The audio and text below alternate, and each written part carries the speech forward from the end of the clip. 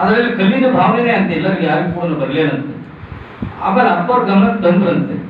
ಅಪ್ಪವ್ರ ಗಮನ ತಂದು ಒಂದು ಮೂರ್ತಿ ಮಾಡ್ಬೇಕಪ್ಪ ಹೀಗ ಅಂತ ಹೇಳಿ ಒಬ್ಬ ಶಿಲ್ಪಿಯಿಂದ ಮಾಡಿಸ್ತಾರೆ. ಅದನ್ನು ನಮ್ಮ ಶ್ರೀಧರಣ್ಣವ್ರಿಗೆಲ್ಲ ಗೊತ್ತದು ಕತೆ, ಯಾಕಂದ್ರೆ ಮಠದಲ್ಲೇ ಹುಟ್ಟಿ ಬೆಳೆದು ನಮ್ಮ ಶ್ರೀಧರಣ್ಣ ಮೊದಲು ಮಾಡ್ಕೊಂಡು ಮೂರ್ತಿ ಮಾಡೋರು ಬಂದಾಗ, ನೀ ಮೂರ್ತಿ ಮಾಡ್ತೀಯಾ? ನಾನಿದ್ದಾಗ ನೀ ಮೂರ್ತಿ ಮಾಡು ಅವ್ನು ಹೇಳ್ತಾರೆ. ಸಿದ್ದಾರೂಢ ಕುತ್ಕೊಳ್ಳೋರಂತೆ. ಅವನು ನೋಡಿ ಎಲ್ಲ ಮೂರ್ತಿ ತಯಾರು ಮಾಡ್ತಾ ಬಂದ. ಮೂರ್ತಿ ಆಯಿತು. ಮೂರ್ತಿ ಒಂದು ಕಡೆ ಒಳಗಿಟ್ಟಿದ್ರು, ಇನ್ನೂ ಸ್ಥಾಪನೆ ಮಾಡಿದ್ದಿಲ್ಲ.